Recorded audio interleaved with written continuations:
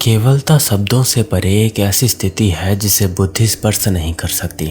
ये उस आकाश के समान है जिसमें समस्त ब्रह्मांड तैरते हैं, फिर भी जिसका विस्तार उन सभी से परे है। केवलता न पूर्णतः शून्य है न पूर्णतः भरवा। वो शून्यता में पूर्णता का अनुभव है और पूर्णता में शून्यता की गूंज। इसे परिभाषित करना ऐसा है जैसे मौन की परिभाषा ध्वनि से करना, असंभव फिर भी अनिवार्य। जब हम केवलता की बात करते हैं तो हम उस एकमात्र की ओर संकेत करते हैं जो स्वयं में संपूर्ण है। वो एक ऐसा अद्वैत सत्य है जिसमें द्वैत का लेस भी नहीं है। नेति नेति कहकर जब हम प्रत्येक वस्तु, प्रत्येक विचार और प्रत्येक पहचान को हटाते जाते हैं, तब जो शेष रह जाता है वही केवलता है। वो स्थिर है, वो अचल है, वो अनंत है। समय और स्थान की सीमाएं उसमें लय हो जाती हैं। केवलता की परम परिभाषा शब्दों में नहीं, अनुभव में निहित है। फिर भी शब्दों द्वारा इसे व्यक्त नहीं किया जा सकता। जिस अवस्था में द्वैत का अस्तित्व नहीं, स्वयं का भी भान नहीं, बस शुद्ध अस्तित्व का बोध मात्र रह जाता है, वही केवलता है। ये परम एकत्व का बोध है जहाँ अनुभव करने वाला और अनुभव की प्रक्रिया तीनों विलीन होकर एक रस हो जाता है। यहाँ ज्ञाता, ज्ञान और ज्ञेय का अंतर भी मिट जाता है। जो शेष रह जाता है उसे अगर नाम देना हो तो उसे हम वो कह सकते हैं जो सत्य, चित्त और आनंद का एकमात्र स्रोत है। केवलता की अनुभूति का वर्णन शब्दों में करना मानो सूर्य को दीपक दिखाने जैसा है। फिर भी जो साधक गहन ध्यान में उतरता है वो एक ऐसे द्वार पर पहुंचता है जहां अनुभव और अनुभवन एक हो जाते हैं। उस दहलीज पर कदम रखते ही चेतना एक असीम आकाश में विस्तीर्ण हो जाती है। मानसिक तरंगें थम सी जाती हैं। श्वास मानो ठहर जाता है, पर यह ठहराव मृत्यु का नहीं बल्कि अमर शांति का सूचक है। उसी क्षण अंतर मन में एक निर्मल प्रकाश फैल जाता है। एक ऐसी भारहीनता महसूस होती है मानो समस्त जगत का बोझ उतर गया हो। मैं शून्य में गिरा या शून्य मुझ में भर गया, कुछ कह नहीं सकता। बस इतना जान पड़ा कि मैं जो था ना, वो मानो अनंत महासागर में एक बूंद की तरह विलीन हो गया। पर यह विलय शून्य में खोना नहीं था बल्कि अनंत में खुद को पाना था। चारों ओर एक अनुपम आनंद की लहरी थी, मानो गहन और परम पावन।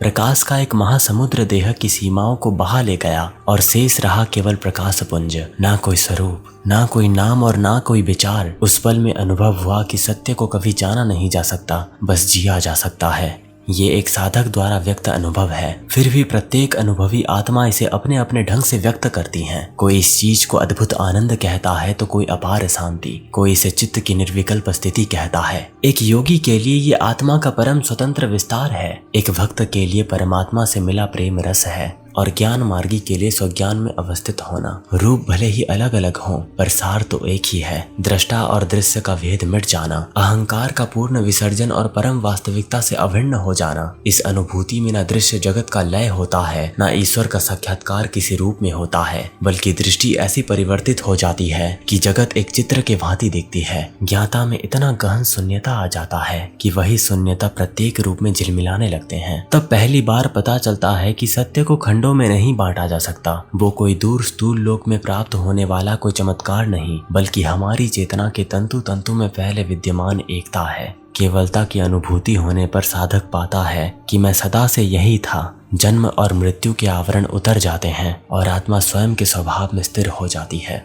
ब्रह्मांड का अपना एक महानाटक है, जन्म, विस्तार, संकुचन और विनाश। विज्ञान के अनुसार अरबों वर्ष पहले महाविस्फोट से समय और स्थान का आरंभ हुआ और किसी दूर भविष्य में तारों का प्रकाश धीमा पड़ जाएगा। संभवतः एक महाविलय या महासीत मृत्यु के साथ ये ब्रह्मांड अपने जीवन चक्र को पूर्ण करेगा। हिंदू दर्शन भी सृष्टि के सतत चक्र की बात करता है। प्रलय की अनवरत आवृत्ति, जहाँ ब्रह्मा सृजन करते हैं, विष्णु पालन और शिव संहार, फिर गहन निद्रा के बाद पुनः सृष्टि का उदय होता है। परंतु अपने भीतर ये प्रश्न उठता है कि इस सारे उलटफेर का पार क्या है। जब कोई ब्रह्मांड ना था तब क्या था? जब ये ब्रह्मांड नहीं रहेगा तब क्या शेष बचेगा? उस प्रश्न का उत्तर है केवलता। जब कुछ भी प्रकट नहीं था तब भी जो था उसे ऋग्वेद ने ऋषि ने तत् एकम कहकर संबोधित किया है। वो एक अकेला सत्य यानी कि तत् एकम, वही केवलता है और ये अनादि और अनंत की महाअवस्था है। समय का प्रवाह जिसके गर्भ में जन्म लेता है और अंत में लय भी हो जाता है। जिस प्रकार आकाश में बादल आते जाते हैं और आकाश स्थिर रहता है, उसी प्रकार असंख्य ब्रह्मांड उत्पन्न होते हैं और विलीन हो जाते हैं, पर केवलता का आकाश अपरिवर्तित रहता है। केवलता ब्रह्मांड के जन्म मृत्यु की मुख्य साक्षी है। सृष्टि के पूर्व वह अंधकार में शून्य की तरह प्रतीत हो सकती है, पर वो शून्य भी उसकी कोख से निकलता था। सृष्टि के बाद वो हर कण में छिपा जीवन है और महाप्रलय में वही अंतिम सत्य बनकर पुनः प्रकट अप्रकट के पार स्थित रहता है। वास्तव में केवलता के संदर्भ में देखें तो ब्रह्मांड का आना जाना एक भ्रम जैसा है। जिस परम एकत्व में सब समाहित है वहां ना कुछ नया पैदा होता है और ना कुछ मरता है। सब सदैव उस पूर्णता का स्वप्न मात्र है। कल्पना करें एक विशाल श्वास जैसा चक्र जिसमें परमात्मा एक श्वास में समस्त ब्रह्मांड को उत्पन्न करते हैं और दूसरे में समेट लेते हैं। पर जो परमात्मा ये श्वास ले रहा है वो स्वयं अचल और अनंत है, वही केवलता ही है। उसी की श्वास से सृष्टि का आरोह अवरोह होता है,